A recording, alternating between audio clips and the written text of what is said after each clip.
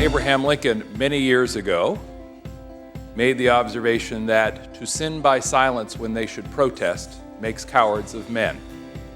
That is why each year we are not silent.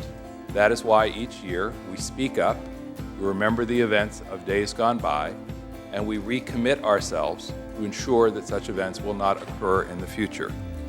A major part of making that happen is a group called the Genocide Education Project, which is a nonprofit educational organization that works to help teachers incorporate lessons on genocide and human rights into their classrooms. Gen Ed started as a small committee of volunteers in Northern California.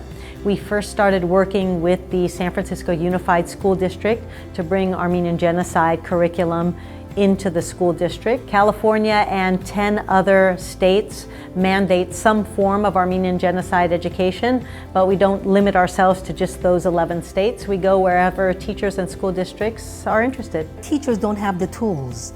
And I think what's fascinating about Gen Ed is that it actually gives the tools to teachers to be able to teach it.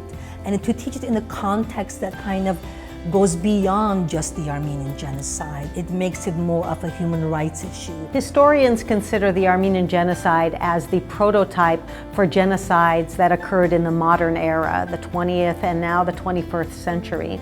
So it's very important for students to have an understanding of that prototype case, the Armenian genocide, and how genocides don't happen as individual events, but there's linkages and parallels between them that are very valuable to understand. We also have created a variety of resources that we have available online. Gen Ed's online resource library is sort of like a one-stop shop.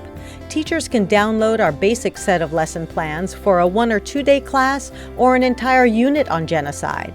They'll also find many other activities and primary source documents. A considerable population is in danger, ravaged by and they can show short videos in class from our YouTube page. The teacher training workshops that Gen Ed provides basically gives teachers a good foundation from which they can go on and take the Armenian genocide into their classrooms. What I'm going to try to do is put a face on genocide. The term genocide, it's invented by this man, Raphael Lemkin. I became interested in genocide because it happened so many times. It happened to the Armenians, and after the Armenians, Hitler took action. We had Ara Oshagan's pictures of the faces and the hands of the survivors at the entrance. That was a powerful experience. As the teachers walked in, we set the tone of the day, that it wasn't about just a day in history. It was about people's experiences and the way they look at things, the way their eyes tell you about their experiences. Very powerful to put a human face and story with what happened in that genocide. Even though it was so long ago, you know, it still has ripple effects throughout history, and it could too, including today. And that's something I really try to include in my classroom.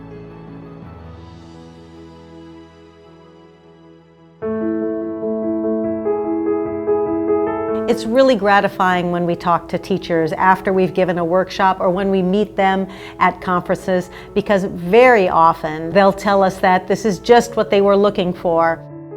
Genocide doesn't happen in isolation, or something like the Holocaust is not just a one-time event and it's impossible for it to have happened before or happened later.